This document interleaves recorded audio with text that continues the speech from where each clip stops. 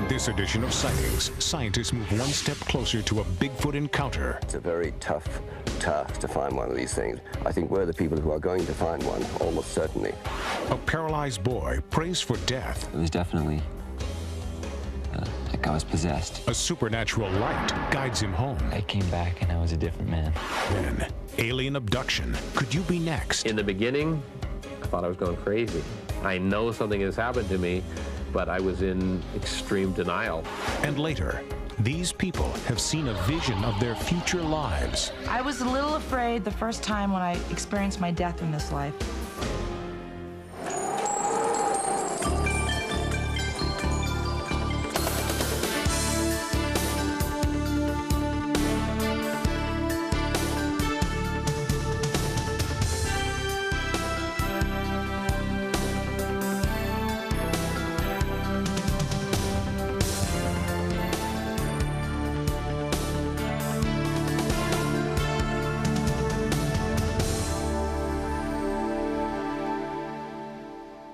Welcome to Sightings. I'm Tim White. In business, competition and secrecy are par for the course. Well, the same holds true for paranormal investigators. That's a problem, especially for investigators in search of Bigfoot, who need to keep track of sightings and possible migration patterns. Now, one organization is trying to collect every report, footprint, and eyewitness account into one communal database.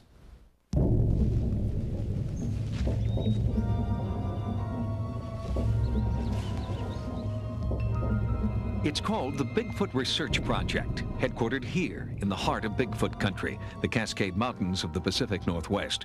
For the first time, Sasquatch is online, and every possible sighting, noise, footprint, hair sample, and anecdote is being checked out, cross-referenced, and rechecked.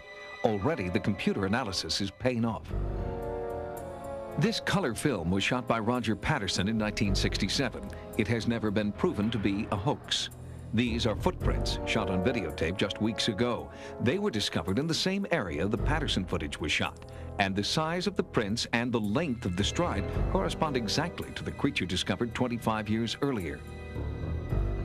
One of the questions that arises is, when is one going to be found? There's no answer to that. Today, a week from now, 10 years from now, nobody knows. There are no guarantees. The way we're going with our project, which is a very sophisticated project, I think we're the people who are going to find one, almost certainly. The project is receiving grant money from the Academy of Applied Science in Boston, Massachusetts. This prestigious institution believes Peter Byrne deserves a chance to bring one in alive. It's not easy. It's a very tough task to find one of these things. We're dealing with something which is shy, elusive, very wary of man, which has an enormous area to live in and to hide in, and it's not going to be found easily. While Sightings was shooting this interview, a call came into the project. Independent eyewitnesses were reporting something moving at the base of Mount Hood. Byrne's team responded immediately. They're clearly visible, and they definitely are primates of some kind. They are walking upright, and they're moving fairly fast. And the time we've been here, they've moved about 200 yards, maybe 250 yards. Analysis identified the two lower dark areas as rocks. Above these rocks, two shapes were moving at approximately 2 miles an hour. There were no reports of hikers at that time, but the distance was too great to confirm this as a Bigfoot sighting. It will be used to corroborate any other sightings in the same area. Photographs like this one come in every day, but Byrne quickly rules out all but a very few. This is a fake footprint. It's very square. You can see the line of the toes across the top here is simply straight, which is wrong. They should be angled. And then the sides are dead straight.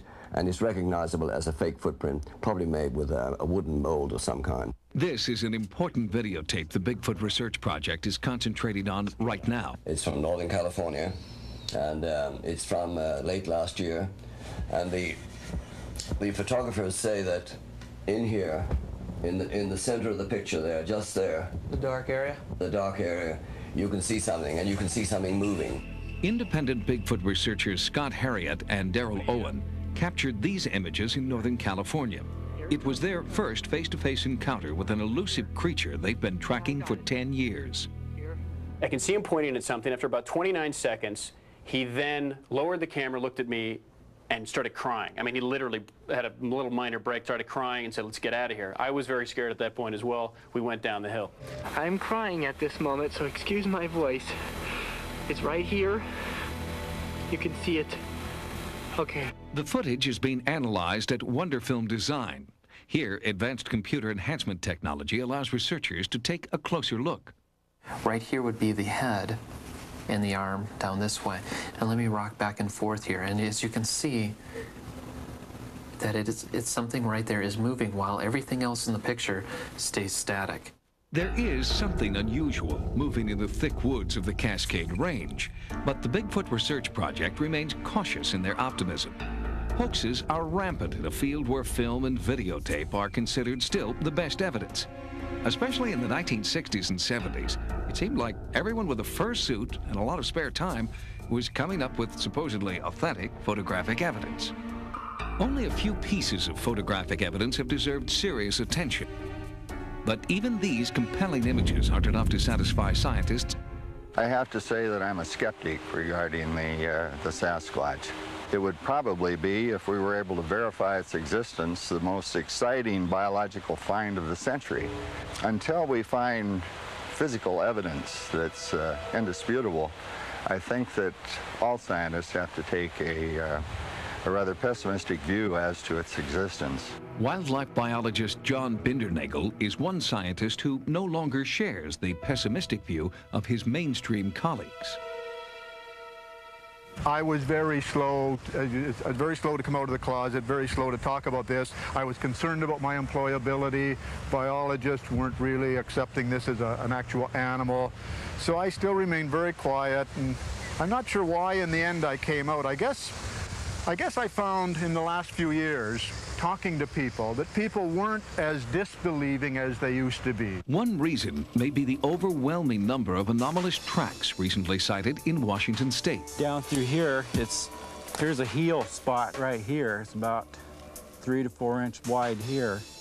Comes up across, and here's a toe down through here. In this area. In this particular area, there are two that are hanging in this area here. They've been here for better than a year now that they've had people who have seen them. Skeptical scientists put Bigfoot into the same mythological creature category as leprechauns, fairies, and gnomes.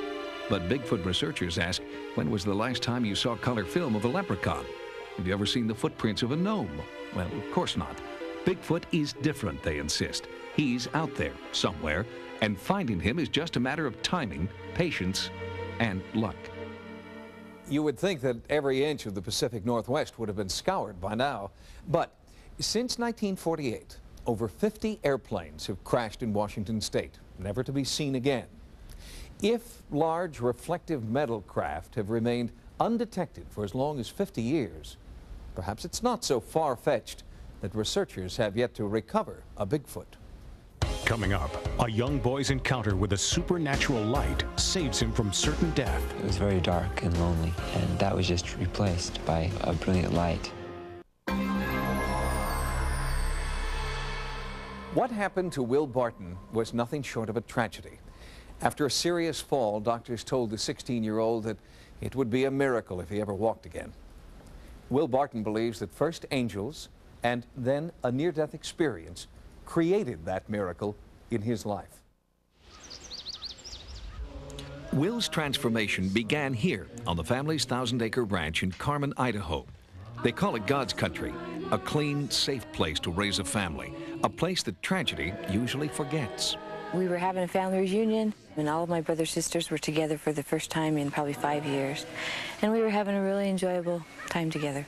We had decided that we would have Christmas before everybody went home, and William was assigned to get the Christmas tree. Will and his friend Matt volunteered to drive into the mountains in search of the perfect Christmas tree. And just, boom, I saw the tree I wanted. It was just beautiful. Will wanted to climb the tree and cut off just the top, but his friend warned him it was too dangerous. I didn't see any danger. The hill was very, very steep. The tree was very, very tall. And it was starting to get dark. It was definitely like I was possessed to get the tree. After a brief, breathtaking moment at the top, Will's life changed forever. I just was enjoying the beauty when I could feel my arms scrambling out, trying to find branches, but I didn't have any control. I remember hitting the ground, but it wasn't very intense, like you might think. It was just like jelly splatting on the floor, and I couldn't feel anything. Will had fallen 50 feet into a steep ravine. His friend Matt needed help to rescue him. We were all in the home. Some of us were playing games, playing with the kids, and all of a sudden, one of the brothers ran in and said, somebody's been hurt. So we started putting up a search, and we searched, and we searched, and we searched, and finally we found him. Will's sister Julie and brother Brad scrambled down the rocky slope. The temperature was dropping rapidly, and there was snow. They struggled to carry Will up to the road, but couldn't. They needed more strength and stopped on the cliffside to ask for that strength through prayer. Will told us later that he saw several what he perceived to be white men, angels, so to speak, just come out of heaven and just carry him up the rest of the way out of the mountain. And it was incredible. Our strength was totally renewed, and we just went up the rest of the way. This angelic vision and his rescuers' renewed strength may have been key to Will's survival. Will was rushed from the scene to a local hospital, and the nightmare was just beginning. When Will arrived in the emergency room, he was hypothermic, meaning he had a low body temperature from lying in the snow for a couple of hours. He was totally paralyzed, although he was breathing on his own.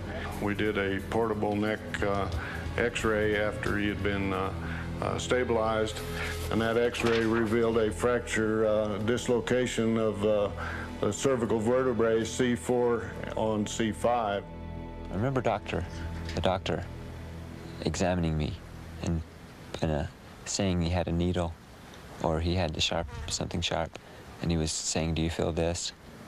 No. Do you feel this? No. Do you feel this? No. Will was immediately transferred to the intensive care unit at St. Patrick's Hospital in Missoula, Montana. The prognosis was not good, and Will began to deteriorate physically and mentally.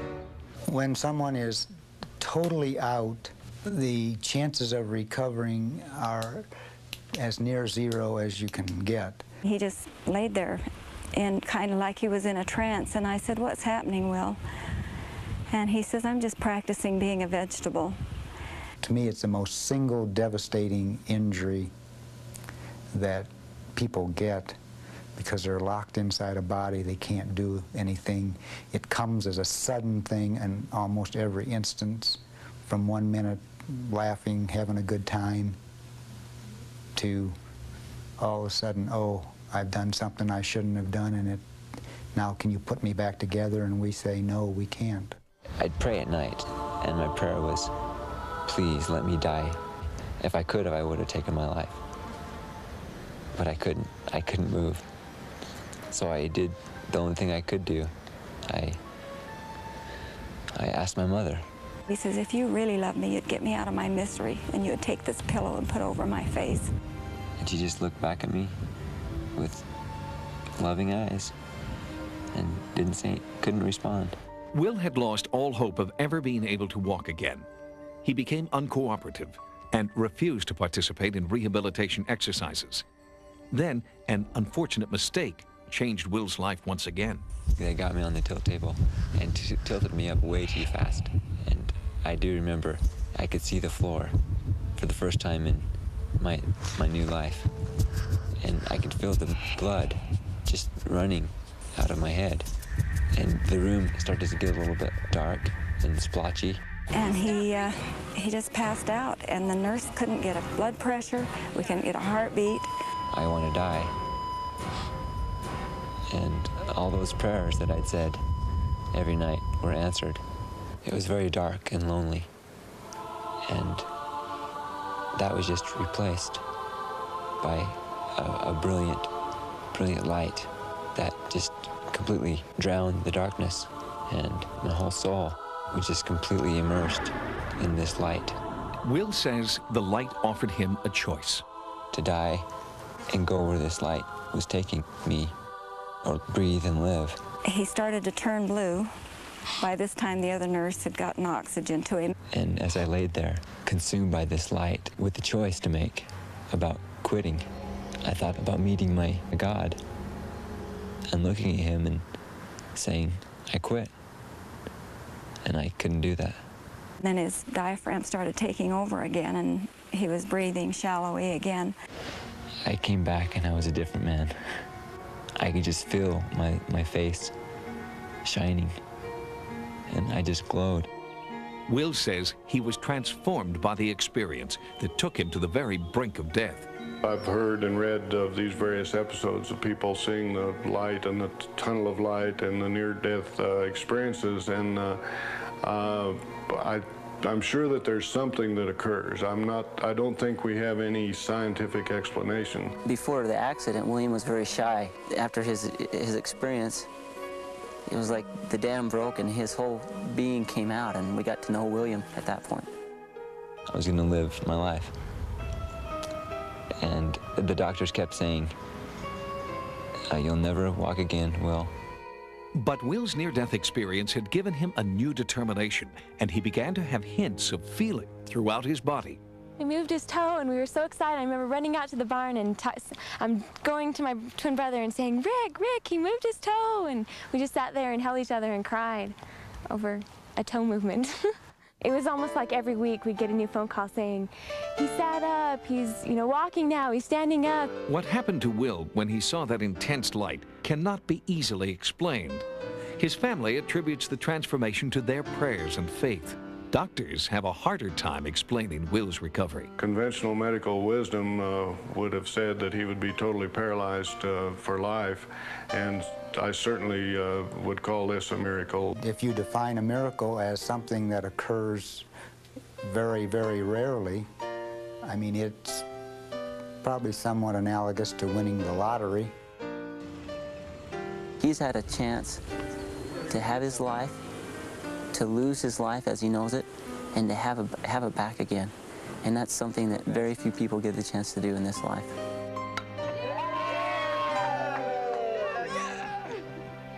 Since his near-fatal accident, Will Barton has gone from paralysis to first a walker, then braces, a cane, and now he walks on his own.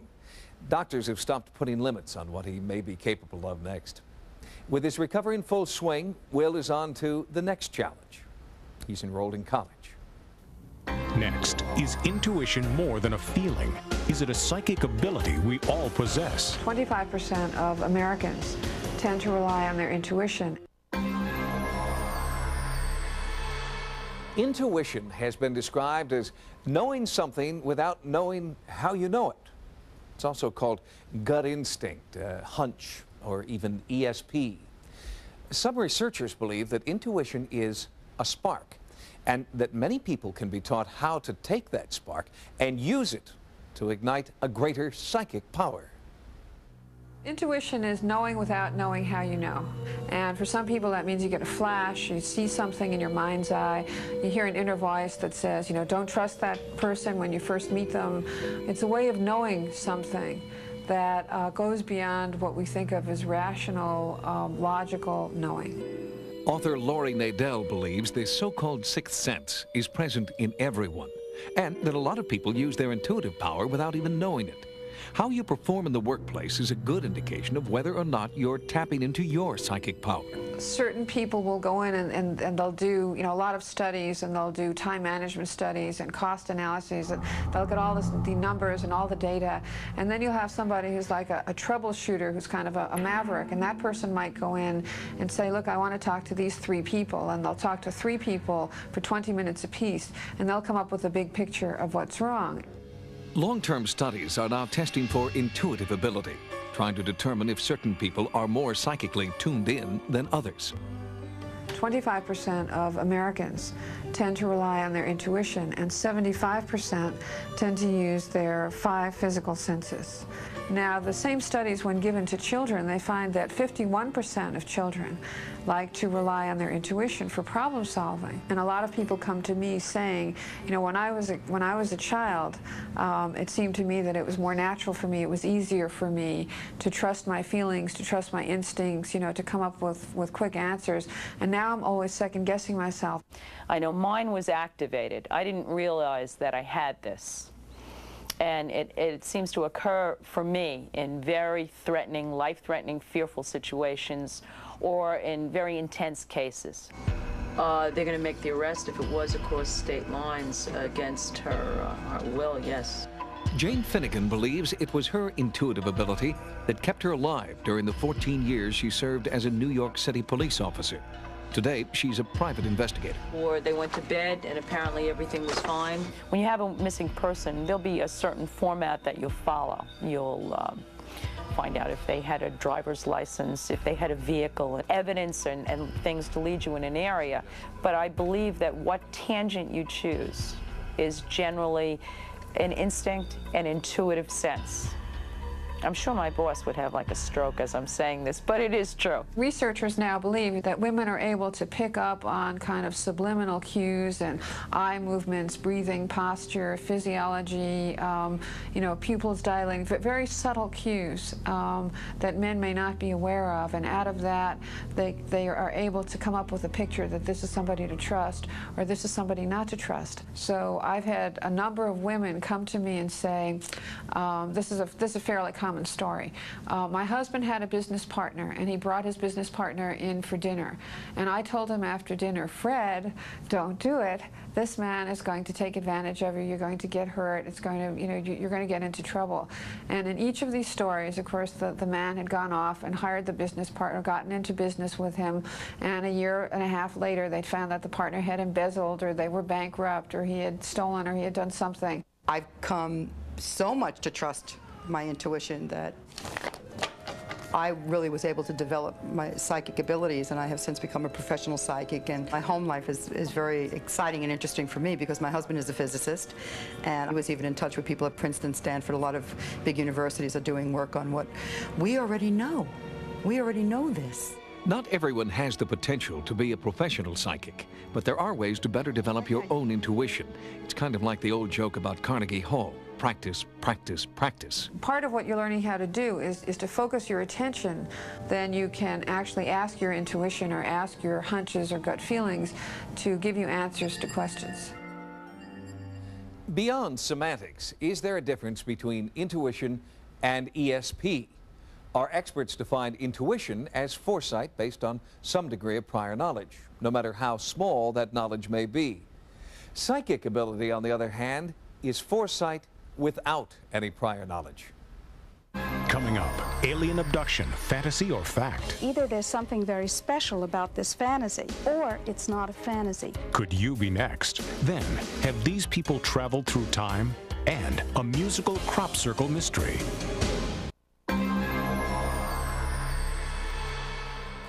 When the first reported case of alien abduction, the Betty and Barney Hill case, occurred in 1961, most serious researchers felt that it was just a blip on the paranormal screen. But since then, thousands of seemingly credible people have made similar claims. There was this big black triangle just moving real slow across the sky, and I kind of followed over, watched it, and it got to about here, kind of stopped, pivoted a little bit, made a hissing sound, and then kind of continued on toward the north real slow, and I just kept watching it. I could see some little detail in the back, like little circles and a little square area, and I remember thinking, well, that's where that's where I went in through, was the bottom of it. Brian Koski is not lying. He honestly believes he's been inside an alien spacecraft. He isn't trying to sell a book or get his proverbial 15 minutes of fame. He wants answers. What is happening to him? The experts have radically different opinions about the root causes of his encounters. It's what we call waking dreams, when people start to fall asleep. On many occasions, they have a peculiar mixture of reality and fantasy or dreams. And in this particular state of consciousness, which is an altered state, they see little aliens and they see spaceships and lights in the sky and so on. After working with more than 125 alleged abductees, psychiatrist Dr. Richard Boylan believes the abduction experience goes far beyond dreaming. I was pretty skeptical personally, but when I saw people who were very mentally sound talking about these experiences and having nothing to gain by putting them out there and lots to lose, I had to start taking them seriously. Dr. Boylan encourages his patients to draw pictures of their extraterrestrial experiences. These images often arise during hypnotherapy sessions, where repressed memories are supposedly brought to the fore. Skeptics say these memories are unreliable, but in the case of Connie Smith, she not only has memories and visions, she believes she also has physical evidence. I just woke up in the morning and I did have that groggy feeling that, you know, that like I've been up all night, yet I got an 8-hour sleep. And I sat down on the couch and I looked down and I had a mark just above my knee, and there was no pain to it. You could poke at it and there was no pain. And then I had a little scab in my belly button with a little pinhole puncture mark in the middle. And for the most part, I just kind of kick it out, didn't think anything of it until my daughter came to me. She had the same huge bruise, which was not painful to her. Then I asked if I could see her belly button, and I checked, and she had the same thing as I did. Nothing in my psychiatric education, nothing in medical school, made me an expert on ufology and extraterrestrials. They either exist or they don't exist. They either abduct people or they don't abduct people. But that's not the issue. When somebody comes to me as a clinician, my job is to help them come to a point of comfort with their own experience. Dr. Rima Lebo believes hypnotherapy may be unduly influencing alleged abductees. She uses biofeedback to achieve similar states of relaxation. Surprisingly, she's hearing the same kinds of abduction stories that have been reported by hypnotherapists. They appear to have been overwhelmed by an episode outside their own control and making, which leaves them in a post-traumatic state. That's very interesting. Either there's something very special about this fantasy that causes what otherwise does not occur, or it's not a fantasy. This was the craft I saw in 1973 out in the backyard. This is pretty much what it looked like. Brian Koski says his abduction was not a fantasy. He has vivid recollections of being aboard alien spacecraft. Have these little silver panels that they tend to control a ship with their mind. This was the tail they seemed to do their navigation from. I always saw those. I know something has happened to me, but I was in extreme denial. They can't tell the difference between whether it was a memory or a real event, or whether it was imagination. And this is the problem. Kurt had been troubled by periods of missing time. He remembers several episodes of coming to on his back porch, not knowing how or when he'd gotten there. Under hypnosis, Kurt filled in the missing time.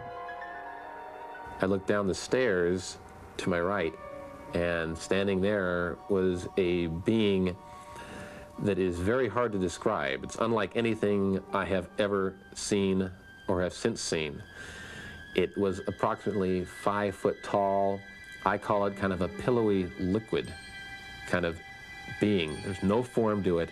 The only thing that even remotely resembles a human was what I believed to be 2 little black, like Raggedy Ann doll eyes that it had in the area that looked like its head. Other than that, unlike anything that I've ever seen. Keith Thompson is the author of Angels and Aliens, a book that tries to delineate between myth, imagination, and reality in the abduction phenomenon. Although he remains grounded in the laws of physics, Thompson still keeps an open mind. I believe they've had experiences of a reality that is somehow both part of our reality, but also larger than our reality. It's almost as if my dog is sitting on the living room floor. I'm watching the evening news. I can follow what's going on in the evening news differently from my dog. When my dog hears the sounds, he hears the newsman and the reporter's voice, but doesn't track it the same way I do, doesn't track the content. Likewise, I think in relationship to the UFO phenomenon, we're tuned into it.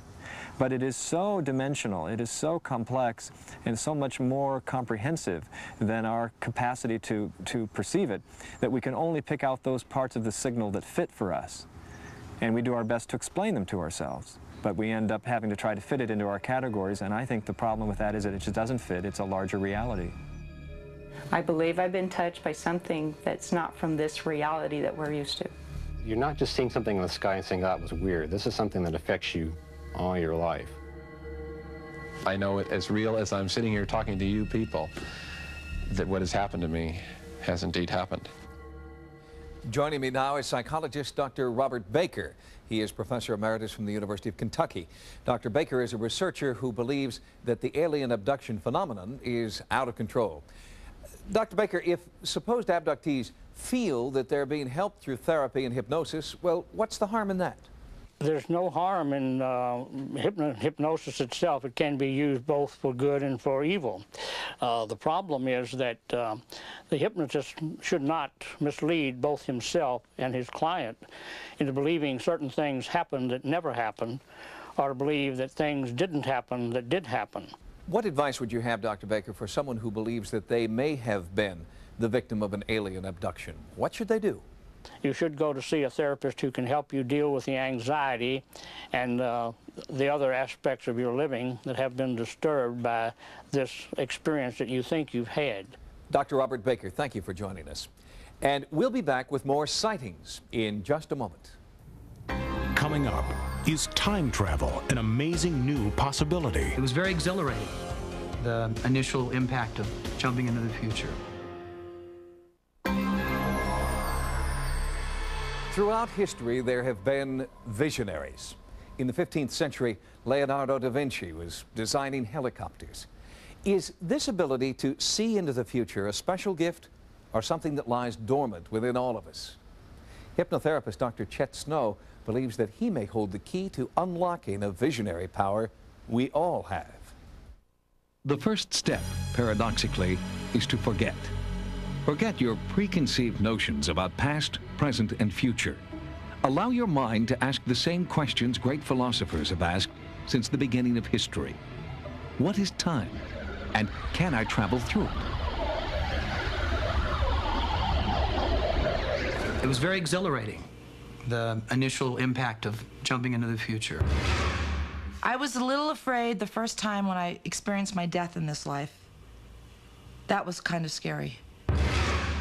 I like the world like it is now. I'm not sure about the vision I saw of the future. I want to start out by having us take a few deep breaths. So just close your eyes. Their visions are the result of a process called future life progression. In Santa Fe, New Mexico, Dr. Chet Snow believes relaxation techniques and hypnosis allow his clients to transcend time and experience a possible future. It is essentially what we have found is that when you're in the dreaming mind, you can bypass this concept of past to present to future, and you're sort of in an eternal now. And so the mind can then look at the future, and yet to the person who's experiencing it, it's what they're experiencing right at that moment, and so it's like simultaneous to them. Until recently, interdimensional time travel was considered an exclusive club whose membership was limited to Nostradamus, Edward Casey, and a handful of psychics and futurists.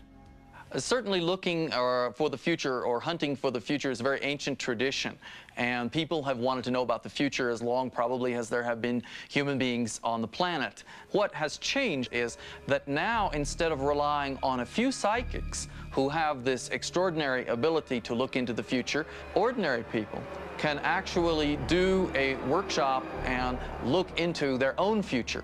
Now people can see a very personalized vision. We were supposed to die and experience our life in the future. But for some reason, it triggered me to experience my death in this life. So I wasn't really ready for that, but it happened. When I looked in the mirror, I scared myself, and I was really, really skinny. And I looked at my legs, and they looked like polio legs. And I think I was like dying of some disease where you just get emaciated. Death is an inevitable stage in any future life progression, but it doesn't necessarily end there. Both Michael Husband and Geoff Selges experienced a personal future that took them to the sea. So the year was 2150. I was working in an underwater station. There were tanks filled with fish, and there were long trays of salt water that also had sea life in them. And I was a monitor of some kind. I had machinery, I had notes, and my job was to monitor the sea life. I was piloting a vehicle which went in and out of the water, up and down. When I went under the water was very clear and blue. There were perhaps domes or something down at the ocean floor. I did look at a calendar, and it was 2150. That was the year. Brainwave patterns recorded during future life progressions mimic those recorded in the dream state. But Geoff and Michael believe they have shared a vision of the future that cannot be a dream. We were both very stunned to find that we both had very, very similar visions. We had seen the same landscape. I suspect that I was patrolling the same ocean where his station was located. We described the same living quarters. So there were a lot of things, similarities that were surprising to us. Because time travel is an interior process, it can't be measured or charted. But while many in mainstream science dismiss future life progression as a mental exercise, they do believe in the possibility of time travel. In the realm of physics, time travel is possible in principle. If we look at particles and objects that are the size of atoms, they can be sped up enough so that we can see real time changes. For ordinary sized objects, people, rocket ships, airplanes, ordinary clocks, the speeds that are practical with current technology are simply too low to actually get any significant change in time. But after 25 years teaching physics, Dr. Jones feels there's much we don't understand yet. Personally, I think that time travel through hypnotic projection or some other kind of mental gymnastics is a possibility, because I do believe that our current notions about time and space, as defined and described in science, are not the whole story. I don't believe that we really understand everything there is to know about existence and time and space and matter. At least I'm open to these other possibilities, and I do think they're possible. I personally am optimistic about the future. I think that once humanity gets awakened, then we will make positive and correct choices, and the future will turn out to be much brighter than some of the people have seen in these future dreams. Dr. Snow believes these visions come when the conscious mind releases its preconceptions about past, present, and future, and steps into the time-space continuum, a concept first suggested by a visionary named Albert Einstein. Hypnosis has been used to great advantage by a number of professional therapists. But it's wise to remember that it's also been used by professional showmen at carnivals. Before investing time and money in hypnotherapy, do your own research. Investigate the claims made by the therapists. Talk to former patients. And then make an informed decision. Next is an alien intelligence using music to communicate through these crop circles. All of the white keys on the piano are present in the crop circles.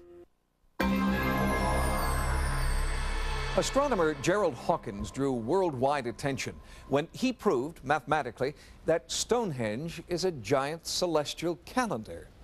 Now, Dr. Hawkins has turned his attention to crop circles. He believes that some crop circles display geometric principles so advanced they could only have been created by the greatest mathematical minds on this planet. Geometry turns shapes into numbers. Here's an easy one. 2 circles, one inside another.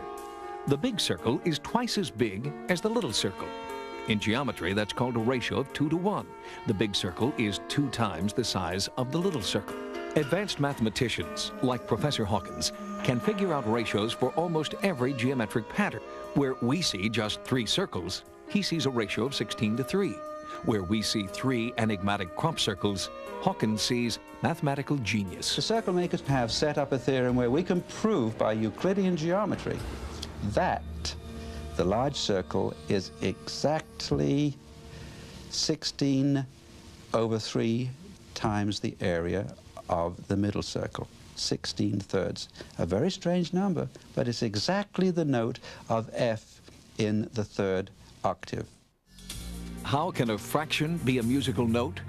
Different notes travel to your ear at different frequencies. C is wavier than G. The difference between C and G, like the difference between geometric shapes, can be written down as a ratio. Here are the ratios for one musical scale. Here are the ratios of 8 crop circles Hawkins has studied. Strange numbers, but they're exactly the same. The maker of the circles is, we have to admit, clever, not only in making them, but in what is encoded in them. One possibility is that they're not humans. Is someone or something with a superior intellect sending us messages through these complex circles? Are these combinations of geometric patterns really combinations of notes that play out an extraterrestrial message?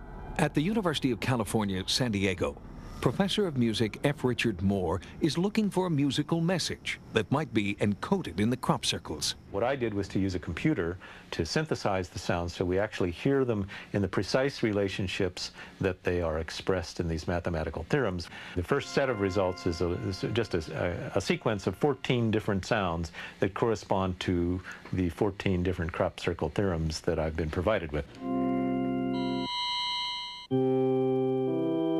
After playing the circles one at a time, Professor Moore combined them. This is the crop circle chord, and it's all 14 of these messages combined into a single chord that lasts for several seconds.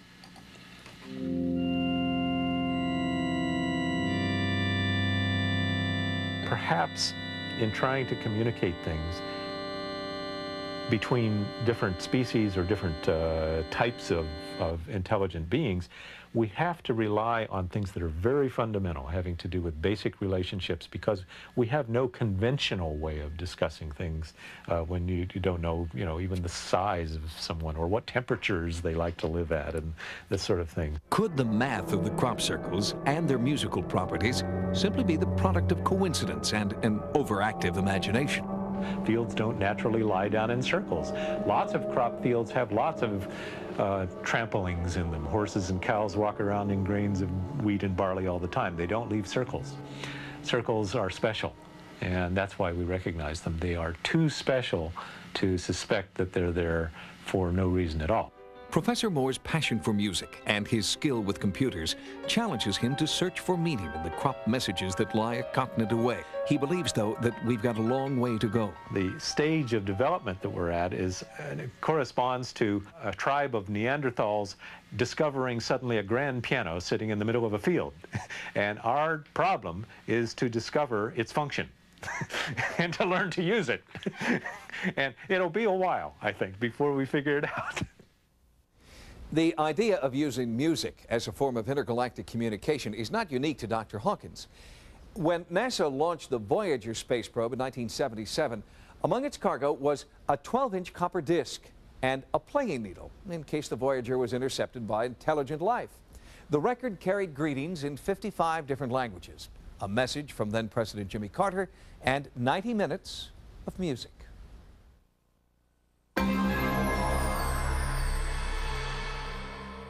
If you've had a paranormal experience, call the Sightings hotline at 1-900-933-SIGHT. That's 1-900-933-7444. Each call 65 cents a minute. Average call lasts 3 minutes. Sightings is also online. Our email address is sightings@aol.com. On the next edition of Sightings, survivors thought it was the end of the world, an explosion bigger than 2,000 A-bombs, and now Russian scientists believe a UFO crashed in Siberia. Then, a grisly supernatural force may have caused these bizarre deaths. And you can't see it, you can't touch it, but a mysterious ghostly energy has been captured on tape in an exclusive Sightings investigation. That's next time. Until then, remember, no mystery is closed to an open mind. For Sightings, I'm Tim White. Next on Sci-Fi, The Sentinel. New episodes of The Invisible Man on a new night. The Invisible Man, disappearing every Monday this January on Sci-Fi.